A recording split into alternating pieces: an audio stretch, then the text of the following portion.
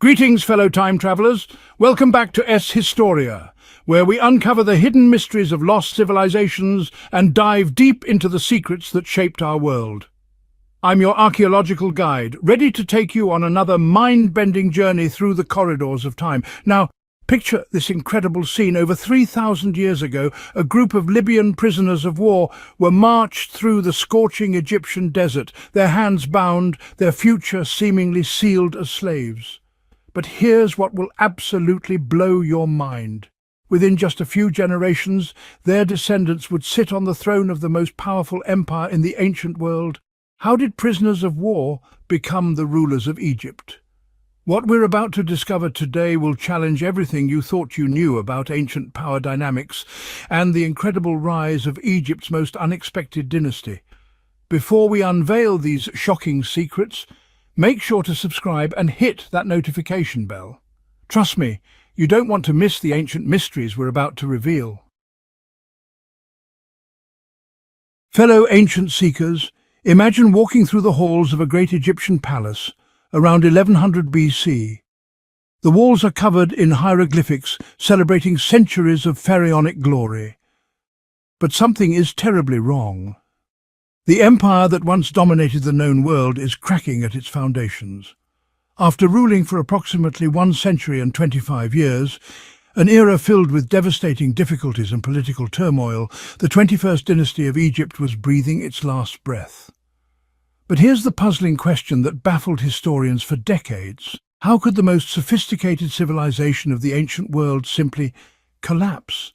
The answer lies in a perfect storm of chaos that would make any modern political crisis look like a minor disagreement. Picture ancient Egypt torn apart by civil wars, with priests wielding more power than pharaohs and foreign invaders pressing at every border. This wasn't just political instability. This was the complete breakdown of a 3,000-year-old system of government. But what happened next was even more incredible. As Egyptian power crumbled, a group of former prisoners were quietly positioning themselves to inherit the greatest prize in the ancient world, the throne of the pharaohs themselves. Here's where our story takes an absolutely amazing turn, fellow time detectives. Recent archaeological discoveries have revealed one of the most incredible social transformations in human history.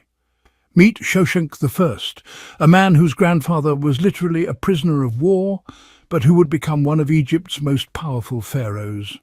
Now travel back with me to the reign of Ramesses III around 1160 BC. This great pharaoh had just won 2 massive battles against invading Libyan tribes in years 5 and 11 of his reign. Picture the scene.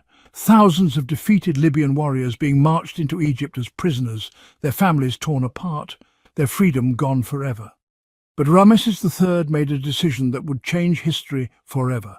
Instead of simply enslaving these prisoners, he integrated them into Egyptian society, putting them to work in the military and on massive construction projects. What he didn't realize was that he was planting the seeds of a dynasty that would eventually rule his beloved Egypt. Over the following centuries, something extraordinary happened. These Libyan prisoners didn't just survive in Egyptian society, they thrived. They learned Egyptian customs, adopted Egyptian religious beliefs, and slowly but surely climbed the social ladder. By the time of the late New Kingdom, their descendants held high military positions and wielded considerable influence. Now here's what makes Shoshenq the first one of history's most brilliant political strategists, ancient wisdom seekers. This man didn't seize power through violence or military coup. He was far too clever for that. Instead, he played the long game with the patience of a master chess player. Picture Shoshenq as a powerful general serving under Shoshenq II, the last pharaoh of the 21st dynasty. While others might have attempted a violent takeover, Shoshenq understood something crucial about lasting power legitimacy matters more than force. Here's the move that shows Shoshenq's political genius. He arranged for his son, Osorkon, to marry Princess Matkara, daughter of Pharaoh Shoshenq. With this single strategic marriage, Shoshenq connected his Libyan bloodline to the royal Egyptian dynasty, giving his future rule the legitimacy it needed. But the southern region of Egypt, the powerful priesthood of Amun in Thebes, presented a different challenge entirely. These priest-kings had been ruling Upper Egypt independently, and they weren't about to simply accept a new pharaoh of foreign origin. What Shoshenq did next was absolutely brilliant. Instead of confronting the priests directly, he gradually placed members of the old royal family and their supporters in key administrative positions within the Amun priesthood. He married into Theban priestly families and eventually appointed his own son, Oyuput, as high priest of Amun at Karnak. This wasn't just political maneuvering. This was a complete transformation of how Egypt was governed, linking royal power directly to religious authority in a way that would define Egyptian rule for centuries to come. Fellow archaeological adventurers, what I'm about to reveal will connect our story directly to one of the most famous books ever written, the Bible itself. Around 931 BC, Pharaoh Shoshenq I launched a military campaign that would echo through the ages. Picture the political situation in ancient Palestine. King Solomon had just died, and his kingdom was splitting apart. His son Rehoboam ruled the southern kingdom of Judah, while Jeroboam controlled the northern kingdom of Israel. Shoshenq saw this division as the perfect opportunity to reassert Egyptian influence in the region. But here's what makes this campaign historically incredible. Shoshenq wasn't just conducting a military operation, he was playing international politics at the highest level. Historical evidence suggests he was supporting Jeroboam against Rehoboam, effectively choosing sides in a biblical civil war. The climax came when Shoshenq's armies reached Jerusalem itself. Imagine the terror of the inhabitants as Egyptian chariots rolled through the streets where King David once ruled. According to biblical accounts, Shoshenq took away the treasures of the house of the Lord and the treasures of the king's house. He took away everything. But here's what makes this story even more incredible for us modern time detectives. We can still see Shoshenq's own account of this victory. When he returned triumphant to Egypt, he ordered the story of his Palestinian conquest carved into the southern exterior walls of the great hypostyle hall at Karnak Temple. And in an amazing historical first, this inscription contains the earliest known historical mention of the prophet Abraham. This single piece of ancient propaganda connects Egyptian history directly to biblical narrative in a way that still gives archaeologists chills today. Ancient history enthusiasts, prepare to be amazed by one of Egypt's most underrated pharaohs. Osorkon I, son of the great Shoshenq, ruled Egypt for an incredible 35 years and created what many historians consider a golden age of prosperity and artistic achievement.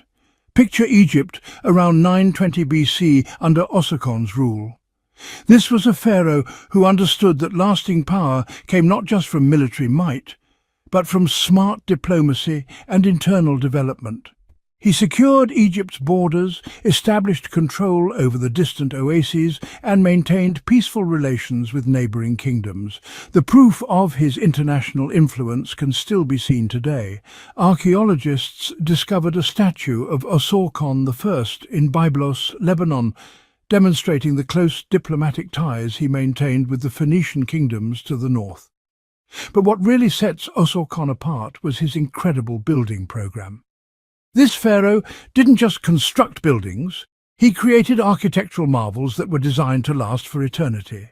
He established a magnificent residence near Lahun in the Fayum region, lavishly equipped temples in Heliopolis, and commissioned some of the most beautiful relief sculptures ever created in ancient Egypt. Fellow time travellers, the artistic achievements of Osorkon's reign were so spectacular that they influenced Egyptian art for centuries to come. In the great temple at Bubastis, he created relief sculptures so large and beautifully crafted that they still take visitors' breath away today. One of his most important surviving monuments is a small temple at Bubastis, originally built during the reign of Ramesses II, but completely reconstructed by Osorkon. This wasn't just renovation. This was a statement of power, showing that the new Libyan dynasty could match the greatest achievements of Egypt's classical pharaohs. Time detectives, Here's where our story takes a fascinating turn into one of archaeology's most spectacular discoveries. While most pharaohs of this period left us extensive historical records, Shoshenq II remained almost completely mysterious, until archaeologists made an incredible discovery in the royal necropolis of Tanis. Picture the excitement when archaeologists uncovered Shoshenq II's intact burial chamber in the delta city of Tanis. What they found was absolutely breathtaking. The pharaoh had been buried inside a magnificent silver sarcophagus with a falcon's head, his mummy adorned with jewellery and a golden funeral mask. This discovery was significant not just for its treasure, but for what it revealed about the wealth and artistic sophistication of the Libyan dynasties. These weren't barbarian conquerors. They were sophisticated rulers who understood and embraced Egyptian royal traditions at the highest level. But here's what makes Shoshenq II so intriguing. Despite ruling for approximately 6 years, we know almost nothing about his reign from historical records. His name appears on a few scarab seals and in the great inscription of Harsis at the Serapeum, but beyond that, he remains one of Egypt's most mysterious pharaohs. This mystery raises fascinating questions. Was he a co-ruler with another pharaoh? Did political turmoil cause the destruction of his historical records? Or was his reign so peaceful that there were simply no major events to record? The answers remain buried in the sands of time. Fellow ancient seekers, our story now enters one of the most dramatic periods in Egyptian history, the reign of Osorkon II and the rebellion that would begin the fragmentation of the kingdom. Picture Egypt around 850 BC. Prosperity was turning to instability, and the unity that Shoshenq I had so carefully built was starting to crack. The crisis came from within the royal family itself. Harsies, a cousin of Pharaoh Osorkon II, served as high priest of Amun in Thebes, one of the most powerful religious positions in Egypt. But in the 4th year of Osorkon's reign, this ambitious prince made a shocking decision that would change Egyptian history forever. Harsies declared himself pharaoh of Upper Egypt, effectively splitting the kingdom in two. Imagine the chaos this must have caused. Suddenly Egypt had 2 kings, 2 royal courts, and 2 competing claims to divine authority. Osorkon II managed to resolve this immediate crisis when Harsies died, possibly from natural causes.